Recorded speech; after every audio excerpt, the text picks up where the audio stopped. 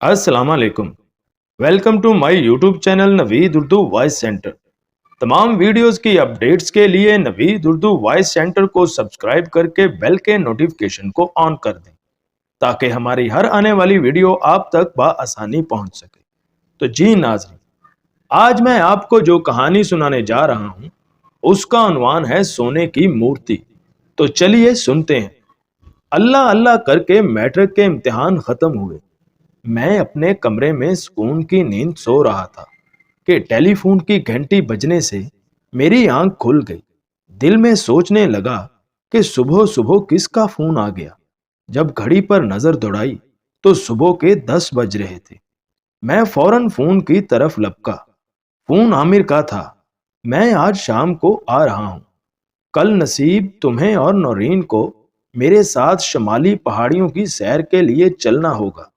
किरण के मोबाइल पर रिंग की तो पता चला कि वो कराची अपनी बहन के यहाँ पहुंची हुई है। इसलिए यार तुम दोनों को जरूर चलना होगा। आमिर, क्या नौरीन चलेगी? यार नसीब, तुम किस मर्ज की दवा हो, तुम उसे रजामंद कर लेना। आमिर, अगर तू कहता है तो कुछ करना ही पड़ेगा। मैंने फोन बंद किया, अपनी साइकिल ली और नौरीन के घर गया। घर में दाखिल होते ही नौरीन नौरीन चिल्लाना शुरू कर दिया। नसीब, मैं किचन में हूँ, यहीं आ जाओ। नसीब, क्या बात है? नौरीन, आमर का फोन आया था। वो शाम को पहुंच जाएगा और हमें सुबह उसके साथ सैर को जाना है। चलना कहाँ है? शुमाली पहाड़ों की सैर को। नसीब, अगर तुम कहते हो तो मैं एक शर्त पर चलूंगी। वो क्या? जिस रास्ते से हम जा रहे हैं उसी रास्ते पर एक गांव है। इस गांव में मेरी आंटी रहती है। अच्छा, इधर भी चलेंगे। अब मैं चलता हूँ, तुम बस अपनी तैयारी मुकम्मल रखना। हम सुबह 9 बजे अपने सफर के लिए घर से निकलेंगे। ओके आमर। किरण और नौरीन मेरे बचपन के दोस्त हैं। हमने प्राइमरी एक ही स्कूल में पास की और हाई में भी एक ही स्कूल में एडमिशन लिया। किरण की एक बड़ी बहन थी जिसकी शादी हो चुकी थी। किरण की माँ अक्सर बीमार रहती थी, इसलिए घर का कामकाज संभालने के लिए किरण को स्कूल छोड़ना पड़ा।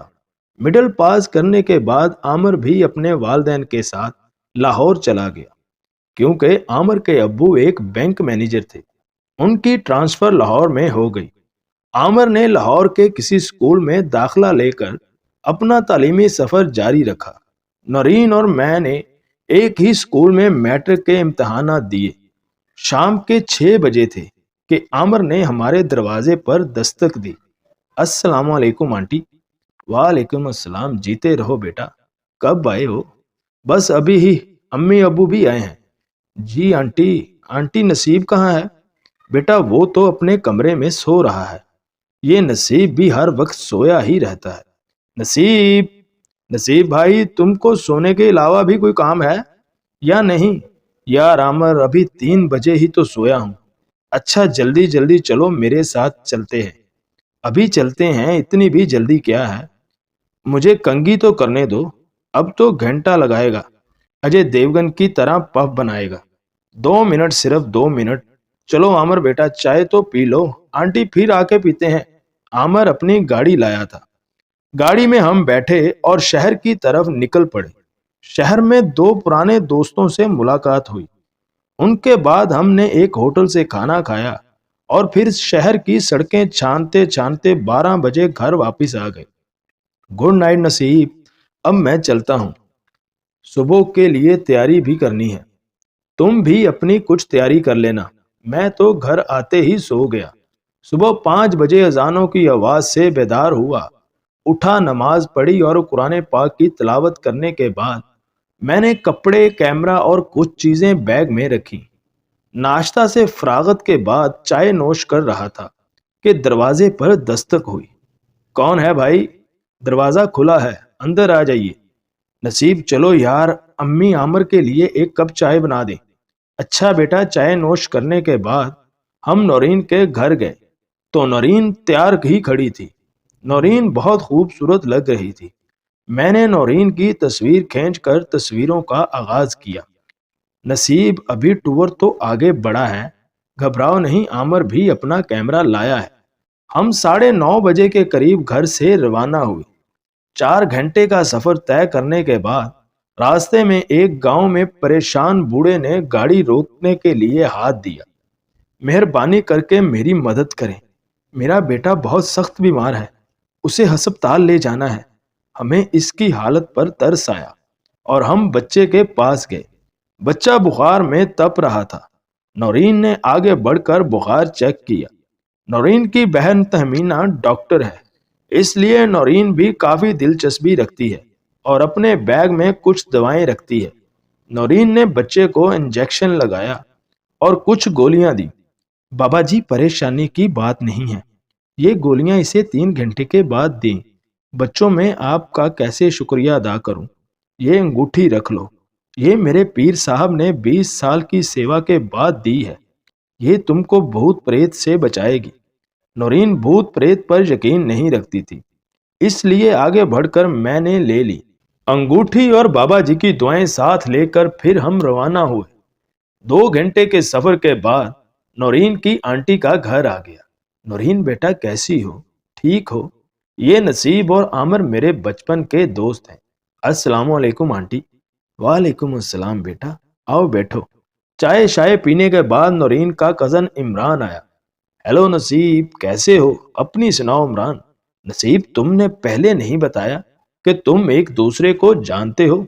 अपने शहर में मैं ही तो एक इसका दोस्त हूँ। फिर खाने का टाइम हो गया। फिर सब ने खाना खाया और रात देर तक गप्पे लगाते रहे और फिर सो गए। सुबह 10 बजे नाश्ता करके रवाना हो गए। 2 घंटे के सफर के बाद पहाड़ी इलाका शुरू हो गया। एक बड़े से दरख्त के पास गाड़ी खड़ी की और लंच किया। फिर कुछ देर आराम के बाद रवां दवां हुए। गर्मी की वजह से प्यास बहुत लग रही थी। आमिर यार, पानी इस वीराने में कहां से मिलेगा? नसीब, वो देख, एक बुढ़िया मट्टी का घड़ा उठाए जा रही है, शायद इससे हमें पानी मिले। चलो चलो जल्दी। बड़ी माँ, क्या आप हमें पानी पिला सकती हैं? क्यों नहीं, ये लो बेटा पानी। पानी पीते ही हमें नींद आ गई। जब मैं जागा तो 5 बजे थे। नौरीन और आमर गाड़ी से गायब थे। मैंने सोचा यहीं घूम फिर रहे होंगे। मैं नीचे उतरकर इधर उधर देखने लगा। रात अपना अंधेरा फैलाने में मगन थी। दूर दूर तक देखने के बाद थक कर एक जगह बैठ गया। आखिर वो कहाँ गए? अब तक तो इनको आ जाना चाहिए था। परेशानी से मेरा बुरा हाल था। सामने से एक मध्यम सी रोशनी मेरी तरफ बढ़ती दिखाई दी और मैं खड़ा हो गया। कुछ लम्हे बाद मेरे सामने एक सफेद लिबास में मलबूस नूरानी चेहरे वाला बुजुर्ग खड़ा था। आपने मेरे दोस्तों को तो? हाँ बेटा, मैं जानता हूं तुम्हारे दोस्तों को। कविता जादूगरनी ले गई है। कविता जादूगरनी कौन है बाबा जी? कविता जादूगरनी वही है जिससे तुमने पानी पिया था। वो तो तुम्हें भी ले जाना चाहती। अगर तुम्हारे हाथ में ये पाकीज़ा अंगूठी ना होती, वो मेरे दोस्तों को क्यों ले गई है? बेटा, ये बहुत पुरानी कहानी है। आज से कई 100 साल पहले की बात है। यहाँ से थोड़ा आगे एक मंदिर है और इस मंदिर में एक सोने की मूर्ति थी जिसके सर पर हीरों का ताज था। कविता और इसका शौहर शामून जादूगर के दिल में लालच पैदा हो गया। एक दिन अमावस की रात को वो इसे चुराने के लिए गए तो पुजारी ने इन्हें देख लिया। मूर्ति चुराते ही इसने गांव वालों को बुलाना शुरू कर दिया। शामून ने पुजारी को मार डाला। पुजारी की चीखों से गांव वाले मंदिर की तरफ लपके।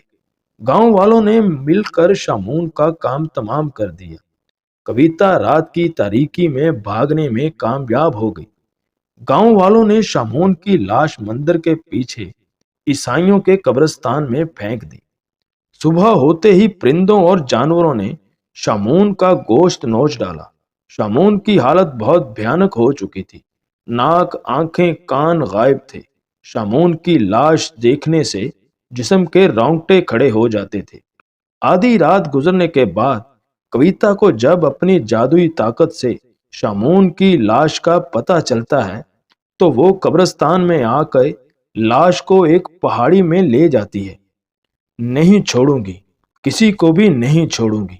एक दिन सब गांव वाले मंदिर में पूजा के लिए जमा थे कि एकदम तूफान आ गया। کچھ دیر کے بعد طوفان ختم ہو گیا اور خون کی موسلادھار بارش شروع ہو گئی۔ بارش میں اولوں کی جگہ انسانی آنکھیں برسنے لگی۔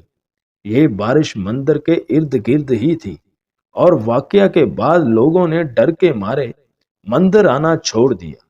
اس دوران کویتا کو موقع ملا تو اس نے شامون کی لاش مندر کے نیچے والے تہہ خانے میں رکھ دی۔ اس کے بعد جو بھی آدمی مندر میں آتا زندہ واپس نہ جاتا۔ شامون کو گاؤں والوں نے ایسی بھیانک موت مارا کہ اس کی روح امر نہ ہو سکی۔ اب شامون کی روح بھٹک رہی ہے۔ کویتا ہر اماوس کی رات کو 18 سالہ انسان کو جو چاند کی 14ویں رات کو پیدا ہوتا ہے اس کا خون شامون کے ڈھانچے پر ڈالتی ہے۔ اس کی وجہ سے شامون پھر سے زندہ ہو جائے گا۔ اب تو کویتا کی شیطانی طاقت بھی دگنی ہو گئی ہے۔ اگر کویتا اپنے مقصد میں کامیاب ہو گئی تو دنیا میں عذاب آ جائے گا۔ یہ اس کی آخری بلی ہے۔ اور نورین ایسی لڑکی ہے جو چاند کی 14ویں رات کو پیدا ہوئی ہے اور 2 دن بعد اماوس کی رات ہے۔ ہر طرف شیطانی حکومت ہوگی اور ہر طرف قہر برپا ہوگا۔ اب بیٹا تم ہی اپنے دوستوں اور دنیا کو بچا سکتے ہو۔ میرا پاک کلام اس کے کالے عمل سے نہیں ٹکرا سکتا۔ ہاں بابا جی، میں نورین کو اور اس دنیا کو ضرور بچاؤں گا۔ بس آپ مجھے یہ بتائیے کہ مجھے کرنا کیا ہوگا، میں کویتا تک کیسے پہنچ سکتا ہوں؟ بیٹا تمہیں ایک چلہ کرنا ہوگا، مگر جلدی، کیونکہ ہمارے پاس وقت بہت کم ہے، اس لیے تم آج سے ہی چلہ شروع کر دو۔ مندر کے پیچھے والے قبرستان میں ایک درخت ہے، اس کے نیچے ایک دائرہ کھینچ کر میرے بتائے ہوئے کلام پڑھنا۔ اس عمل میں تمہیں بہت ڈرایا جائے گا، بہت سی خوفناک چیزیں دکھائی دیں گی، مگر بیٹا تم بالکل مت گھبرانا، کیونکہ وہ سب نظر کا دھوکہ ہوگا۔ اگر تم دائرے سے باہر نکلے تو مارے جاؤ گے، اور یہ عمل ختم ہونے کے بعد تمہارے سامنے ایک دیو ہوگا، وہ تمہیں شامون کا ڈھانچہ لا دے گا اور تم ڈھانچے کو آگ لگا دینا۔ ڈھانچے کو آگ لگتے ہی کویتا کی شیطانی طاقتیں ماند پڑ جائیں گی اور تم آسانی سے کویتا کو مار سکو گے۔ اب تم جاؤ، منزل بہت دور ہے، میں پرسوں رات اسی وقت یہاں پر ملوں گا۔ میں نے گاڑی لی اور آگے قبرستان چلا گیا اور اس بزرگ کے بتائے ہوئے عمل کو شروع کر دیا۔ پہلی رات تو کچھ نہ ہوا، بس جانوروں کی آوازوں سے خوف آتا رہا۔ عمل مکمل ہوا اور میں صبح 5 بجے اسی والی جگہ پر آ گیا۔ ایک درخت کے نیچے گاڑی کھڑی کی، بھوک سے برا حال تھا۔ گاڑی کی ڈگی کھولی تو پتہ چلا کہ عامر کافی سارا کھانے کا سامان لایا ہوا ہے۔ فروٹ وغیرہ کھا کے میں سو گیا۔ 3 بجے آنکھ کھلی اور ساتھ والے گاؤں میں چلا گیا۔ وہاں ہوٹل سے چائے پی اور پانی لے کر واپس اسی جگہ آ گیا۔ کپڑا بچھا کر مغربین پڑی، نماز کے بعد پھر اپنی منزل کی طرف بڑھا اور دائرہ کھینچ کر عمل شروع کر دیا۔ رات 12 بجے کے بعد ایک دم طوفان آ گیا۔ طوفان رکتے ہی خون کی بارش شروع ہو گئی۔ مندر والی بارش کی طرح انسانی آنکھیں اولوں کی طرح گرنے لگی۔ تھوڑی دیر بعد درختوں سے کھوپڑیاں گرنی شروع ہو گئیں۔ یہ سب کچھ دائرے کے باہر ہو رہا تھا۔ دیکھتے ہی دیکھتے کھوپڑیوں کا پہاڑ بن گیا۔ خوف سے میرا برا حال تھا۔ ڈر کے میں نے آنکھیں بند کر لیں۔ کچھ دیر بعد کھولیں تو وہاں کچھ نہیں تھا۔ عمل مکمل ہونے کو تھا کہ اذان فجر ہونے لگی۔ عمل مکمل ہوا اور میں نے ساتھ والے گاؤں کی مسجد میں نماز ادا کی، ہوٹل سے ناشتہ کیا اور واپس آ گئے۔ رات کے جگراتے کی وجہ سے جلد ہی سو گیا۔ 5 بجے آنکھ کھلی تو گاڑی سے کھانے کی چیزیں نکال کر کھانے لگا۔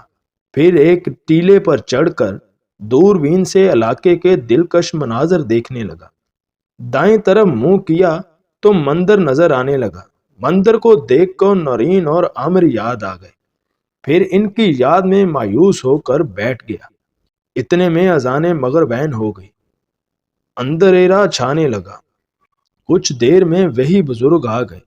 بیٹا مایوس ہونے کی کوئی بات نہیں ہے، آج آخری رات ہے، انشاءاللہ کامیابی ہمکنار ہوگی۔ اب تم اپنی منزل کی طرف بڑھو، میری دعائیں تمہارے ساتھ ہیں۔ یاد رہے ضرورت کا سامان ساتھ لے جانا۔ میں نے اللہ کا نام لیا اور گاڑی سٹارٹ کر کے منزل کی طرف روانہ ہو گیا۔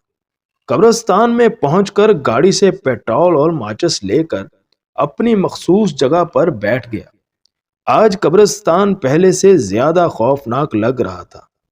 چاند تھا مگر کالا، ہر طرف تاریکی تاری تھی۔ عمل شروع کرنے کے کچھ ہی دیر بعد 10-12 ڈھانچے ہماری گاڑی کو اٹھا کر میرے سامنے لائے اور پھر توڑنا شروع کر دیا۔ ہماری گاڑی کے پرزے پرزے کر دیے، مگر میں اپنے عمل میں مگن رہا۔ تقریباً 12 بجے کے بعد 2 ڈھانچے عامر کو پکڑ لائے۔ آتے ہی انہوں نے عامر کا سر دھڑ سے الگ کر دیا۔ ایک نے عامر کا خون پینا شروع کر دیا اور دوسرے نے عامر کا دل نکال کر چبانے لگا۔ مجھ سے یہ سارا منظر دیکھا نہ گیا، اس لیے میں نے اپنی آنکھیں بند کر لی اور تیز تیز عمل پڑھنے لگا۔ کچھ ہی دیر میں عمل ختم ہو گیا۔ عمل ختم ہوتے ہی ایک بڑا سا جن حاضر ہو گیا۔ کیا حکم ہے میرے آقا؟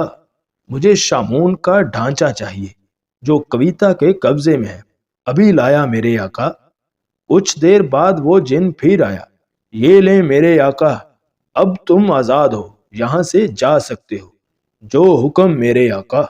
ڈھانچے کے آتے ہی قبریں پھٹنے لگیں اور مردے اٹھ کر میری طرف آنے لگے، مگر جو بھی دائرے سے ٹکراتا جل کر راکھ ہو جاتا۔ میں نے شامون کے ڈھانچے پر پیٹرول ڈال دیا۔ اتنے میں وہی بوڑھی میرے سامنے آ کھڑی ہوئی۔ پلک جھپکتے ہی اس نے ایک جوان دوشیزہ کا روپ دھار لیا۔ اس کو مت جلاؤ، میں تمہیں تمہارے دوست اور بہت ساری دولت لا دیتی ہوں، اتنی دولت کہ تمہاری 7 پشتیں بھی کھائیں تب بھی ختم نہ ہوگی۔ تم دنیا کے سب سے دولت مند انسان بن جاؤ گے، آؤ میرے ساتھ۔ مگر میں نے اس کی مکاری کو سمجھ لیا تھا۔ میں ڈھانچے کو آگ لگانے لگا۔ آگ لگتے ہی ہر طرف چیخو پکار شروع ہو گئی، درخت ہوا میں اڑنے لگے۔ یہ تم نے کیا کیا؟ تم نے میری برسوں کی محنت پر پانی پھیر دیا۔ کویتا بھی گڑگڑانے لگی۔ مجھے معاف کر دو۔ نہیں کویتا، تم نے بہت سے مظلوموں کی جانیں لی ہیں، اس لیے تمہیں مرنا ہوگا، تمہیں سب کا حساب چکانا ہوگا۔ مجھے چھوڑ دو، میں تمہارے پاؤں پکڑتی ہوں۔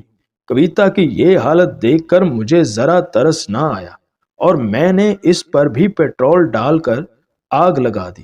پھر وہی طوفان آ گیا۔ مندر کی گھنٹیاں بجنے لگی۔ کچھ ہی دیر میں ایک سناٹا چھا گیا۔ اب قبرستان صاف اور بالکل پرسکون تھا۔ سب چیزیں طوفان میں غائب ہو گئی اور طوفان رک گیا۔ طوفان کے رکتے ہی میں گاڑی کی طرف بڑھا۔ ابھی کچھ قدم ہی چلا تھا کہ مجھے نورین نظر آئی۔ میں نے اسے اٹھایا اور گاڑی میں ڈالا۔ گاڑی کی لائٹیں جلائیں تو سامنے ہی قبر کے پیچھے عامر بے ہوش پڑا تھا۔ عامر، عامر اٹھو، عامر ہوش میں آؤ، عامر پانی پانی۔ میں بھاگ کر گاڑی سے پانی لے آیا۔ پانی پینے کے بعد عامر کو کچھ ہوش آیا۔ عامر کو پکڑ کر گاڑی میں بٹھایا اور جلدی سے واپس اس جگہ پہنچا جہاں وہ بزرگ ملا تھا۔ آخری دفعہ اس بزرگ کی زیارت کی اور پھر گاڑی گھر کی طرف بڑھانا شروع کر دی۔ سورج کی روشنی چاروں طرف پھیل گئی تھی۔ کچھ دیر آرام کرنے کے بعد نورین اور عامر مکمل ٹھیک ہو گئے۔ انہیں راستے میں ساری کہانی سنائی۔ اتنے میں گھر پہنچ گئے۔ گھر پہنچتے ہی شکرانے کے 2 نفل ادا کیے۔ کچھ دن کے بعد گھر والوں نے میری اور نورین کی منگنی کر دی۔ اس کے کچھ دن بعد ہم سب کا رزلٹ آیا اور ہم تینوں اچھے نمبروں سے پاس ہو گئے۔